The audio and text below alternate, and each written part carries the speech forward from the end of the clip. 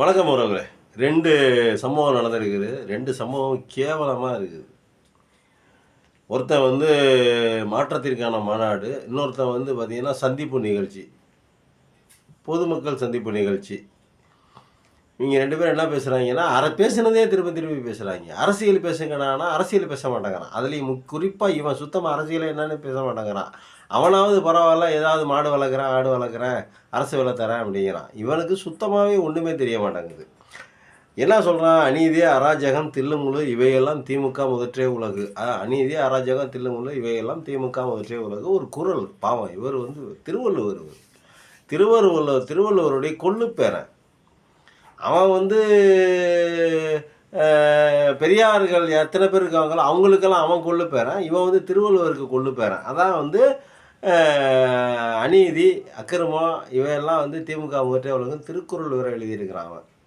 இதெல்லாம் எங்கே பார்த்த நீ இந்த 40 வருஷமாக சினி ஃபீல்டில் 35 வருஷமாக இருக்காங்கிற. 35 வருஷமாக தெரியாதா? திமுக தில்லுமுள்ளு பண்ணுது, அராஜகம் பண்ணுது, அட்டூழியம் பண்ணுது, தில்லுமுள்ளு பண்ணுது. இதெல்லாம் உனக்கு தெரியுமா தெரியாதா? தெரியுமில்ல. அப்புறம் ஏன் இப்போ அதை பற்றி இப்போ மட்டும் என்ன புதுசாக நீ கண்டுபிடிச்சிட்ட? நீ ஏற்கனவே தெரிஞ்ச விஷயம் தானே, அது ஏன் திரும்பி இப்போ பேசுகிற? சரி, அதே முதலே செய்ய வேண்டியதானே? அதை 4 வருஷத்துக்கு 5 வருஷத்துக்கு 10 வருஷத்துக்கு முன்னாடியே அதெல்லாம் செய்ய வேண்டியதானே? ஏன் செய்யலை? ஏன் செய்கிறதுக்கு உனக்கு புத்தி இல்லாமல் போச்சு? இப்போ நீ எலெக்ஷனில் ஜெயிக்கணுங்கிறதுக்காக வேண்டி யார் மேலே வேணாலும் புழுதியை எடுத்துட்டுருவேன். நீ ஒரு சரியான மனிதனாக இருந்தால் முன்னாடியே அதெல்லாம் செஞ்சுருக்கணும், சொல்லியிருக்கணும்ல. அல்ல, எலெக்ஷனுக்கே வரலையா நீ? ரைட்டு, எலெக்ஷனுக்கே நீ வரல, ரைட்டு. நீ என்ன பண்ணியிருக்கணும்? நீ முன்னாடியே இதெல்லாம் அவங்கெல்லாம் செய்கிறாங்க. அவங்கெல்லாம் செய்கிறதெல்லாம் எனக்கு பிடிக்கலைங்க, நான் தமிழ்நாட்டிலே இருக்க விரும்பலைங்க அப்படின்னு சொல்லி எங்கடா ஓடி போயிருக்கலாம். அது கூட செய்யலை. டெல்லி ஒரு சிஎம் என்ன சொன்னார் அப்படின்னா, டெல்லிக்கும் தமிழ்நாட்டுக்குமான போட்டி, அதாவது தமிழ்நாட்டு மக்களுக்கும் ஒன்றிய அரசுக்குமான போட்டி. ஏன்னா ஒன்றிய அரசு தமிழ்நாட்டு மக்களை எதிரிகளாக பார்க்கிறது. தமிழ்நாட்டு மக்களுக்கு எந்த விதமான உதவிகளும் செய்கிறதில்ல. நியாயமாக வரக்கூடிய அந்த வரவுகள் கூட தமிழ்நாட்டுக்கு வரதில்லை. அதனால் திமுகவுக்கும் அப்படின்னு சொல்லாமல் தமிழ் மக்களுக்கும், தமிழ்நாட்டினுடைய தமிழ் மக்களுக்கும் டெல்லியோட ஒன்றிய அரசுக்கும் எதிரான போட்டி இந்த எலெக்ஷனு அப்படின்னு சொல்கிறாரு. அவர் என்ன சொல்ல வர்றாரு? அதிமுகவோ இல்லை வேறு யார் ஆண்டாலும் அது பாரதிய ஜனதா ஆர்எஸ்எஸ் ஆட்சியாகத்தான் இருக்கும். அவர்களை எதிர்ப்பதற்கு திமுக ஒன்றுதான் சரியான வழி அப்படின்னு சொல்லிட்டு அவர் சொல்கிறார். அதில் அவர் பேசுனதில் ஏதாவது தவறு இருக்குங்களா? இப்போ நான் என்ன சொல்கிறேன்? அறிவார்ந்த தமிழ் கூறும் நல்லுலகம், தமிழ் தெரிந்த சான்றோர்கள், ஆன்றோர்கள் அனைவரும் நல்லா கேளுங்க. நீங்கள் சிஎம் என்ன சொல்ல வராரு, இவன் என்ன சொல்ல வரான் அப்படின்னா கஷ்டமாக இருக்குது பேசுகிறதுக்கு. இவ்வளவு டெல்லியிலேயே போய் நீங்கள் என்ன எலெக்ஷனில் நிற்க போகிறீங்க? தமிழ்நாட்டில் தானே நிற்க போகிறீங்க. ஏன்னா கொஞ்சம் கூட லாஜிக்கே இல்லாமல் டெல்லிக்கும் உங்களுக்கும் இது உருட்டான். இது திமுகவுடைய ஸ்டாலினோட உருட்டான். அது டெல்லிக்கும் தமிழ்நாட்டுக்கும் போட்டிங்கிறீங்க. ஏன் டெல்லி இதில் போய் நிற்க போகிறீங்களா நீங்கள் அப்படின்னு கேட்குறான். நான் இது வரைக்கும் தற்கொலைங்கிற வார்த்தையெல்லாம் இவங்களை திட்டியிருக்கேன். எரிச்சல் திட்டியிருக்கேன், அது வேறு விஷயம். ஆனால் இப்போ சொல்கிறேன், இவனை மாதிரி ஒரு தற்கொலை அவன் கட்சியிலே இருக்க மாட்டாங்க. அதை விட கட்சியில் இருக்கிற கடைமட்ட ஊழியனுக்கு இருக்கிற அறிவு கூட இவனுக்கு இல்லை. சிஎம் என்ன சொல்ல வராரு? தமிழ்நாட்டு மக்களுக்கு ஒன்றிய அரசு எதுவுமே செய்ய மாட்டேங்குது, அதனால் தமிழ்நாட்டுக்கும் இவங்களுக்கும் போட்டி அப்படின்னு சொல்கிறார். ஒன்றிய அரசுக்கும் வேணால் போட்டிங்கிறாரு. இவன் என்ன சொல்கிறான்? நீ டெல்லி எலெக்ஷனில் நிற்க போறியாங்கடா, எதுக்கு இதேடா பேசுகிற? ஏதோ கொஞ்சமாச்சு நீ லாஜிக் வேறு இருக்கான்னு திருப்பி வேறு கேள்வி கேட்குறாங்க. அவன் நீ என்ன கேட்டிருக்கணும்? ஒரு சரியான அரசியல்வாதி, நேர்மையான அரசியல்வாதி, உனக்கு விவரம் தெரிஞ்சவன், உனக்கு அரசியல் தெரிஞ்சவன், உனக்கு மண்டையில் 6வது அறிவு இருக்கிறவன், சூடு சுரண இருக்கிறவன் என்ன கேட்டிருக்கணும்? சார், நீங்கள் டெல்லி கூட மோதுறது இருக்கட்டும் சார், டெல்லி பிஜேபியோட மோதுறது இருக்கும் சார், முதல்ல எங்கள் கூட மோதி ஜெயிங்க சார் இந்த தடவை, அதுக்கப்புறம் அங்கே போய்க்கலாம். இது சொல்லியிருந்தா நீ சரியான அரசியல்வாதி. அதை விட்டுட்டு இல்லை அதுவும் இல்லை அப்படின்னா டெல்லி கூட மோதுறீங்களா? எங்களுக்கு அவங்க தாங்க பாஸு, முதல்ல நீங்கள் எங்கள் கூட மோதுங்க, அதுக்கப்புறம் என்னை தாண்டி தானே நீங்கள் பிஜேபியை தொடரணும் அப்படின்னு சொல்லு. அதுலேயும் ஒரு நியாயம் இருக்குது. நீ ஒரு அடிமைங்கிறதையாவது அப்பயாவது ஒத்துக்கலாம். இது ரெண்டுமே இல்லாமல் லாஜிக்கே இல்லைன்னு நீ சொல்கிறிய. நீ என்ன லாஜிக்கோட பேசுகிறங்கிறதே தெரிய மாட்டேங்குது. அட போடா, உனக்கு இப்போ முன்னாடி என்ன 10,000 பேர் 5,000 பேர் கை தட்டுறாங்க. அந்த மக்களுக்காக மரியாதை கொடுத்து உனக்கு கெட்ட வார்த்தையே இரிட்டேட்டிங்காக இருக்குங்க. அதாவது எப்படின்னா, தெரிஞ்சு பேசுகிறாங்களா தெரியாமல் பேசுகிறாங்களான்னு தெரில. அப்புறம் வந்தார் இவர்.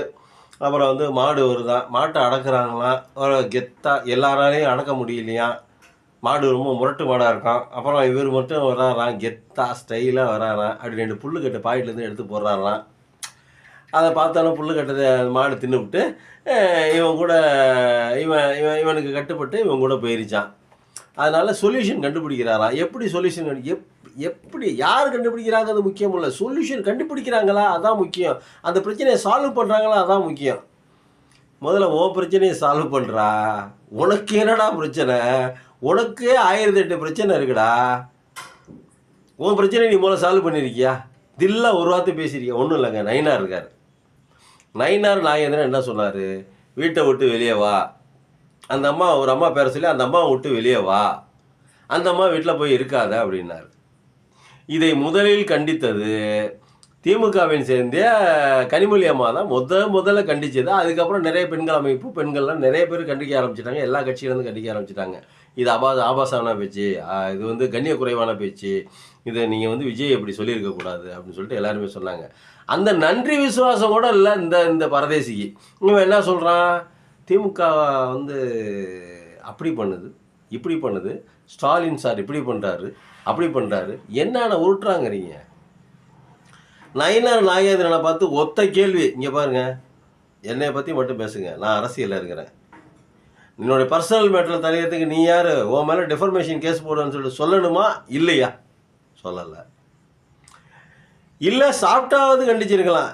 அதாவதுங்க, நாங்கள் வந்து சின்ன பிள்ளைங்க, தெரியாமல் ஏதாவது இருக்கோம். இது வந்து நீங்கள் சொல்கிறது அபாண்டமான ஒரு குற்றச்சாட்டு. நான் உங்களுக்கு குற்றச்சாட்டு சொல்ல வேணாம்னு சொல்ல வரல. என்னை விமர்சிங்க, உங்களுக்கு தாராளமாக எல்லாத்துக்கும் உரிமை இருக்குது.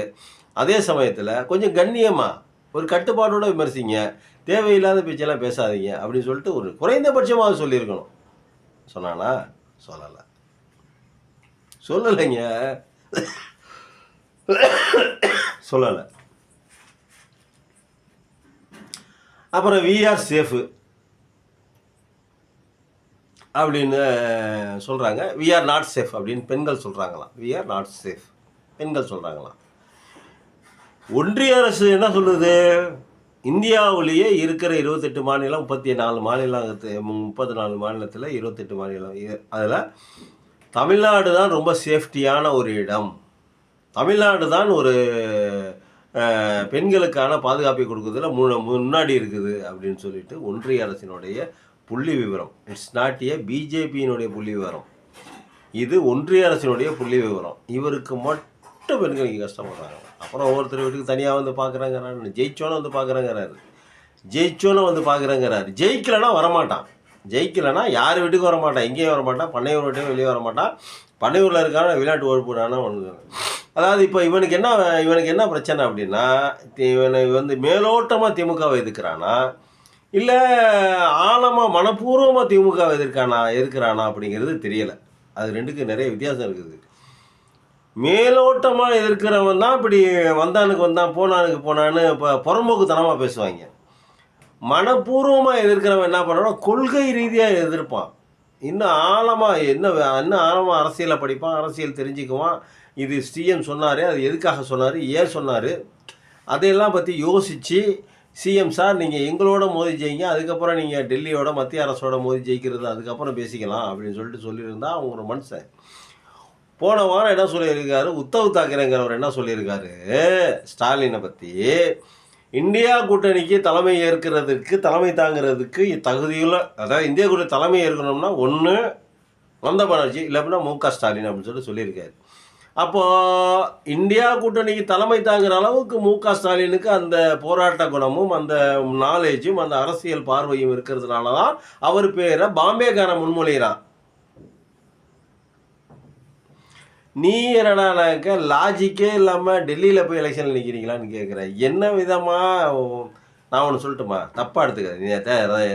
அவரோட ரசிகர்களுக்கும் சரி, இப்போ என்னோட பார்வையாளர்களும் சரி, 100 பேர் என்னமோ சப்ஸ்கிரைப் பண்ணியிருக்காங்க, அந்த பார்வையாளர்களும் சரி, ஒன்றே ஒன்று சொல்கிறேன், தயவு செஞ்சு விஜய் நீ வந்து ஜெயிச்சு சிஎம் ஆயிரு, நீ உழுவாத காலையாவது உழுந்து சிஎம் ஆயிரு. இல்லை அப்படின்னா உன்னுடைய முடிவெல்லாம் ரொம்ப கொடூரமாக இருக்கும். ஏன்னா நீ பேசின பேச்சு அந்த மாதிரி. எப்படியாவது ஜெயிச்சு சிஎம் ஆயிரு. இல்லை உன்னுடைய முடிவுலாம் ரொம்ப கொடூரமாக கோரமாக இருக்கும். நீ வந்து இனிமேல் நீ ஒரு வேளை தோத்துட்டீங்கன்னா நீ எல்லாம் வீட்டை விட்டு வெளியே வர முடியாது. நீ பேசின பேச்செல்லாம் கொஞ்சம் நஞ்ச பேசல, வண்டியிலுக்காத பேச்சு. ஒரு வண்டியில் தூக்கி நீ பேசின பேச்சை வச்சாலும் அந்த வண்டியில் டிராக்டரில் வச்சா கூட அந்த டிராக்டர்களுக்கு அது வண்டியே இழுக்காத பேச்சுன்னு கிராமத்துக்காரன் சொல்லுவான். அந்த மாதிரி நீ இவ்வளவு பேசியிருக்கிற. நீ தேவையில்லாத 10 நயா பைசா பிரயோஜனம் இல்லாத விஷயத்துக்கெல்லாம் நீ சிஎம் இழுத்து பேசுகிற, எம்கே ஸ்டாலின் இழுத்து பேசுகிற.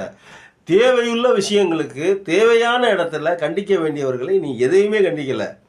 ஒருத்தன் உன் கொள்கை தலைவர்னு இதெல்லாம் நிறைய பேர் பேசிட்டாங்க, நம்ம வர பேசணுமான்னு அசிங்கமாக இருக்குது. உன் கொள்கை தலைவர் பெரியாரை ஒருத்தன் கடப்பாரை கொண்டு இடித்து குத்து சாவடிப்பாங்கிறான். அதை கேட்குறதுக்கு உனக்கு யோகிதை இல்லை. நீ ஒரு வீட்டில் இருக்கேன்னு சொல்கிறான், அதை பற்றி நீ கேட்குறதுக்கு உனக்கு யோகிதை இல்லை. ஜனநாயகன் படம் வரல, அதை கேட்குறதுக்கு உனக்கு யோகிதை இல்லை. நீ எப்படி கேட்ப? 2000 கோடி ரூபா வாங்கிக்கிட்டு பிஜேபி கிட்ட வாங்கிக்கிட்டு நீ அரசியலுக்கு வந்திருக்கிற. நீ எப்படி கேட்ப? நீ அவங்கள கேட்ப? என்ன மாதிரியான கேள்வி கேட்ப?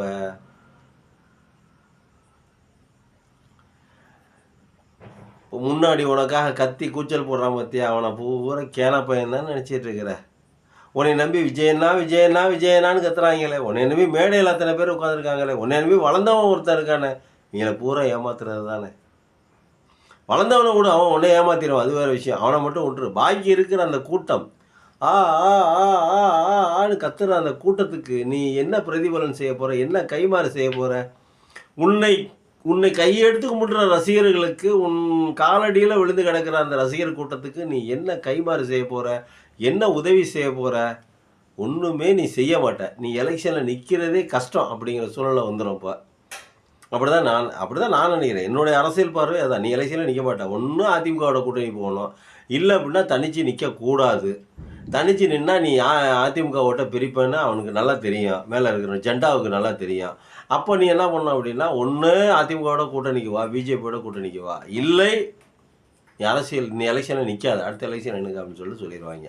இதுதான் உனக்கு முடிவு, நல்லா சிந்திச்சிக்க. ஒன்று. ரெண்டாவது, மாற்றத்திற்கான மாநாடுன்னு ஒருத்தன் பேசுகிறான். அவன் பேசுகிறாயா தமிழுங்கிறாயா. என்னையா தமிழ் வரலாறு மறுக்கப்பட்ட ஏன்னா நம்ம தமிழ் அழிஞ்சு போயிடுச்சு, செத்து ஒழிஞ்சு போணுச்சு. இதை இந்த திராவிடம் தான் தெரியும். உனக்கு 100 வருஷமாக தான் தெரியும். 100 வருஷம் திராவிடம் தான் தமிழனுடைய வரலாறு தெரியும். 50,000 வருடங்களுக்கு முன்னாடி தமிழனுடைய வரலாறு தெரியாது. நீ வரலாறு தெரியவில்லை என்றால் நீ வரலாறு படைக்க முடியாது. இவன் ஏற்கனவே பேசலாம், அந்த ஆடு வளர்ப்பு, மாடு வளர்ப்பு, கூரை வளர்ப்பு, கோழி வளர்ப்பு, கோழி வளர்ப்பு, இதெல்லாம் ஏற்கனவே பேசுகிறேன். சால் தொழிற்சாலை வந்தது போனது, லுட்டுலுஸ்கெல்லாம் பேசுகிறேன். இதெல்லாம் இப்போதைக்கு சாத்தியப்படுமா அப்படிங்கிறது தெரியல. ஒன்று. ரெண்டாவது, ஏற்கனவே எல்லாம் அப்படியே நடந்துக்கிட்டே தான் இருக்குது. உலகம் இயங்கி கொண்டே தான் இருக்குது. தமிழ்நாடு சுற்றி கொண்டே இருக்குது. தமிழ்நாடு இன்றைக்கி பொற்காலமாக இருக்குது. இன்றைக்கி 2 டபுள் டிஜிட் பொருளாதாரம் இருக்குது. அந்த பொருளாதாரத்தில் கூட, ஜிடிபியில் கூட மத்திய அரசு கூட போட்டி போட முடியல. மத்திய அரசு 28 மாநிலங்களை வைத்துக்கொண்டு தமிழ்நாட்டோடு போட்டி போட முடியாமல் தடுமாறுது மத்திய அரசு. இன்றைக்கி தமிழ்நாடு முன்னணியில் இருக்குது, டபுள் டிஜிட்டில் இருக்குது. ஒன்றிய அரசு 7.8 7.6 இந்த இடத்துல தான் நிற்குது ஒன்றிய அரசு. தமிழ்நாடு இன்றைக்கி நம்பர் 1 ஃபஸ்ட்டு. அமர்த்தியா சென் என்ன சொல்லிட்டாரு பல வருடங்களுக்கு முன்பு, தமிழ்நாட்டை கொண்டு போய் இந்திய மாநிலங்களோடு ஒப்பிட முடியாது, வளர்ந்த யூரோப் கண்ட்ரிகளோட ஒப்பிடணும் அப்படிங்கிற. இன்னும் என்னடா வளரணுங்கிற? இன்னும் என்ன வளரணுங்கிற? ஏதாவது மேடையில் பேசணும் அப்படின்னு சொல்லிட்டு ஏதாவது பேச வேண்டியது, முன்னாடி நிற்கிற அந்த அறிவார்ந்த தமிழ் சமூக கூட்டத்தை மடைமாற்றி முட்டாளாக்க வேண்டியது உனக்கு கொடுத்தப்பட்ட அஜெண்டா. நீ அதை கரெக்டாக செய்கிற. தமிழ் வளரல, தமிழெல்லாம் அழிக்கவே முடியாதுங்க. உலகத்தில் எனக்கு தெரிஞ்ச வரைக்கும் நான் சொல்கிறேன். உலகத்தில் யுனெஸ்கோ சொல்லுது தமிழ் அழியக்கூடிய பட்டியலில் இருக்கட்டும், அது ஒரு பக்கத்து இருக்கட்டும், அவங்க சொன்னது ஒரு பக்கத்து இருக்கட்டும். ஆனால் தமிழ் தன்னைத்தானே புதுப்பிக்கக்கூடிய வல்லமை பெற்றது. தன்னைத்தானே புதுப்பிக்கும் தமிழ். அதாவது எவ்வளவு அட்வான்ஸாக வந்தாலும் கிட்டத்தட்ட 5000 வருடங்களுக்கு அதுக்கப்புறமும் இன்னமும் தமிழ் உயிரோடு இருக்குது. 50,000 வருடங்கள்னு சொல்கிறோம், நம்ம 5000 வருஷமாக வச்சுக்கோங்க. 5000 வருடமாக தமிழ் உயிரோடு இருக்குது, பேச்சு மொழியில் இருக்குது அப்படின்னா அதுக்கு அதனுடைய இளமை தான் காரணம். தன்னைத்தானே புதுப்பித்துக் கொள்வது இதுதான் தமிழினுடைய சிறப்பு. அந்த பெருமையும் அந்த அழகும் அந்த தமிழுக்கு இருக்குது, அதில் மாட்டுக்குது. அப்படி இருக்கிறதுனால தான் இன்னும் தமிழில் தான் இன்னும் தமிழ் அழியாமல் இருக்கிறது. இன்னும் எக்காலத்துலேயும் தமிழ் அழியாது. ஏன்னா தமிழ் வந்து சத்தியத்துக்கு கட்டுப்பட்ட மொழி, அனைத்து அறங்களும் உடைய மொழி. அறங்கள் அதாவது உண்மைகள், நன்மை, அதாவது எப்படி சொல்கிறது, அறம் அப்படின்னா உங்களுக்கு தெரியாத ஒன்றும் இல்லை. அறத்தை அனைத்து அறங்களும் தமிழுக்குள்ளே அடக்கம். அதனால் ஒரு எப்படி சொல்கிறது, ஒரு புனிதமான அந்த வார்த்தை நமக்கு ரொம்ப தூரம், அந்த வார்த்தைக்கு நமக்கும் அதில் இருந்தாலும் இந்த இடத்துல சொல்ல வேண்டியிருக்குது. ஒரு புனிதமான ஒரு மொழிங்கிறது தமிழ் மொழி, அதனால் அழியாது. சரி, தமிழ் மொழிக்கு இவ்வளோ கத்துறல்ல, இவ்வளோ பேச்சு பேசுகிறல்ல, பிள்ளைங்களை எதுக்கு கொண்டு போய் ஆங்கில பள்ளியில் சேர்த்த? ஆங்கிலோ இந்தியன் பள்ளியில், அதாவது அமெரிக்கன் பள்ளி, இன்டர்நேஷ்னல் ஸ்கூலில் எதுக்கு போய் சேர்த்த? பிள்ளைங்களை தமிழ் படிக்க வைக்க வேண்டியது தானே. தமிழ் பேசுன்னு முன்னாடி இருக்கிற அந்த கூட்டத்தை பார்த்து சொல்கிறியடா. பிள்ளைய கொண்டு போய் தமிழ் மீடியத்தில் சேர்க்க வேண்டியதானே, அரசு பள்ளியில் கொண்டு சேர்க்க வேண்டியதானே. என்ன சொல்கிறான் அவன், எனக்கு கண்ணு கட்டின தூரம் வரைக்கும் என் வீட்டுக்கு பக்கத்தில் அரசு பள்ளியே இல்லை, இருந்திருந்தா நான் அரசு பள்ளியில் என் பிள்ளையை சேர்த்துருப்பேன். ஒன்றும் பிரச்சனை இல்லை ராஜா, நாளைக்கே கொண்டு போய் அதில் சேரு ராஜா. யார் ராஜா உனக்கு வேணாங்கிறது? எங்கே அரசு பள்ளி இருக்குது, உன்கிட்ட தான் நிறைய கார் இருக்குது, எங்கே அரசு பள்ளி இருக்குது அங்கே போய் சேரு. இப்போ இதில் வந்து பிரபாகரனை பற்றியெல்லாம் பேசலை, இலங்கையை பற்றியெல்லாம் பேசலை, இலங்கை மக்கள் கஷ்டப்படுறாங்களா அவங்கள பற்றியாக பேசலை, அதெல்லாம் முடிஞ்சு போச்சு. அங்கேருந்து நிதி வரலன்னு தெரிஞ்சால் அதை பற்றி பேசக்கூடாது. அது பேசுனாக்கா அது வந்து குற்றம். ரெண்டாவது, பிரபாகரன் கூட வேறு ஃபோட்டோ எடுத்தது, இதெல்லாம் இந்த மார்ஃபிங் பண்ணி உறைஞ்சி கொடுத்தது, இவன் பேசின பொய், மாட்டுக்கறி, ஆமக்கறி, மானு ஊறுகாய், ஆமக்கறி, இந்த 28 கிலோ இவ்வளோ நீளம் டேபிள், 10 மீட்டர் டேபிள், அது எல்லாம் பொய்ங்கிறது நல்லா தெரிஞ்சு போச்சு. பிரபாகரன் கூட ஒரே தட்டில் சாப்பிட்டவங்க, இவ்வளோ நெருக்கமாக இருந்தவங்க, அவருக்கு பல உதவிகள் செய்தவங்களாம் அந்த தமிழ்நாட்டில் சவுண்டே இல்லாமல் இருக்காங்க நிறைய பேர். கு ராமகிருஷ்ணன் சாரு, குளத்தூர் மணி சாரு, திருமா, வைகோ சாரு, இவங்கெல்லாம் இன்னும் நிறைய பேர் இருக்காங்க. அவர்களோட இன்னும் வந்து திராவிட கட்சியில் சேர்ந்தவங்க இன்னும் நிறைய பேர் இருக்காங்க. அன்னைக்கு திராவிட கட்சி தான் அவர்களுக்கு, விடுதலை புலிகளுக்கு ஆதரவாக இருந்தது. அதனால் பல இன்னல்களை சந்தித்தது திராவிட கட்சியில் இருக்கக்கூடிய நண்பர்கள். அப்போது இவன் வந்து எதை பேச வரான், தமிழ் வரான். முட்டாளே, நான் ஒன்று சொல்கிறேன் கேளு. திருக்குறளை கண்டுபிடித்தது ஒரு வெள்ளைக்காரன். அடுப்பெரிக்கிறதுக்காக திருக்குறளுடைய ஓலைச்சுவடிகளை கொண்டாந்து போட்டு அதை எடுத்து பார்த்து இது ஏதோ ஒன்று இருக்கு அப்படின்னு சொல்லிட்டு அதை வந்து மதுரைக்காரன்ட்ட கொடுக்க, மதுரைக்காரன் நேராக மெட்ராஸுக்கு அனுப்பிச்சி விட்டு, அதுக்கப்புறம் தான் திருக்குறளுங்கிறதே வெளியே வந்துச்சு. எந்த தமிழ் மன்னனும் காப்பாற்றலை திருக்குறளை. அவன் காப்பாற்றினது பூரா தேவாரம், திருவாசகம், ராமாயணம், மகாபாரதம், திருமுறை பாடல், இந்த மாதிரி பக்தி இலக்கியங்களை தான் காப்பாற்றி வச்சுருந்தாங்க. சமஸ்கிருதத்தை தான் காப்பாற்றி வச்சுருந்தாங்க. வெள்ளைக்காரன் வந்து சொன்னால், வெள்ளைக்காரன் தான் திருக்குறளை முதல்ல கிட்டத்தட்ட நிறைய பல 100 ஆண்டுகளுக்கு பிறகு வெள்ளைக்காரன் தான் எடுக்கிறான் திருக்குறளில் கையில் எடுத்து. அதுக்கு வந்து பொழிப்புரை, மறு உரையெல்லாம் எழுதுகிறாங்க. இந்த விரிவாக்கம் இருக்குல்ல, குறளுக்கு விரிவாக்கம் இருக்குல்ல, அதெல்லாம் வெள்ளைக்காரன் ஆட்சியில் தான் 1800க்கு மேலே தான் எடுத்து எழுதுகிறாங்க. அதுக்கப்புறம் நம்ம தமிழறிஞர்கள் பேசுகிறாங்க, தமிழறிஞர்கள் பாடினாங்க. அதுக்கப்புறம் தெரிஞ்சது திருக்குறள்னு ஒன்று இருக்குங்கிறது அதுக்கப்புறம் தான் தெரியுது. அதுக்கு முன்னாடி இருந்ததெல்லாம் தெரியாது. அதுக்கப்புறம் அதை எடுத்து பெரியார் தான் அதற்கு வந்து முதலாக திருக்குறள் மாநாடு நடத்துகிறார்.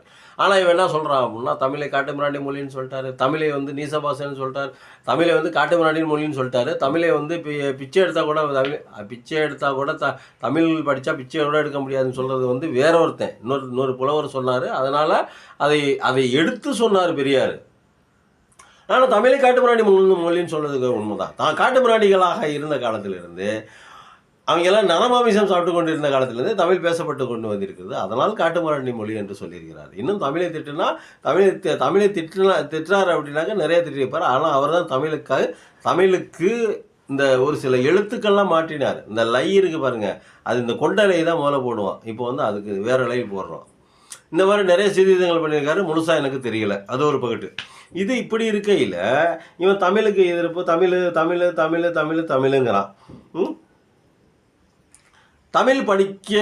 தமிழை பற்றி பேசணும், தமிழை வளர்க்கணும், அறிவார்ந்த சமூகம், தமிழுக்கு ஒரு நல்லுலகு, தமிழை மீட்டெடுக்கணும் அப்படிங்கிறான். ஆனால் இவன் குழந்தை கொண்டு போய் இன்டர்நேஷ்னல் ஸ்கூலில் சேர்த்துருக்கிறான். அது ஒன்று. மறக்கடிக்கப்பட்ட இனம் அப்படின்றான். என்ன வரலாற்றால் மறக்கடிக்கப்பட்ட இனம்? வரலாற்றால் மறக்கடிக்கப்பட்டது யார் மறக்கடித்தது? 5000 வருஷங்களுக்கு முன்னாடி இந்த சங்க இலக்கிய காலங்களில் தமிழ் படித்தானுங்க. நிறைய இப்போ சேரன் செங்கட்டுவன் அப்படிங்கிற ஒரு கதை இருந்துச்சு, பூம்புகார்னு ஒரு படம் வந்துச்சு. அந்த பூம்புகார்னு ஒரு படம் இல்லைன்னா அந்த சேரன் செங்கட்டுவன் கதையை உனக்கே தெரிஞ்சிருக்காது, யாருக்குமே தெரிஞ்சிருக்காது.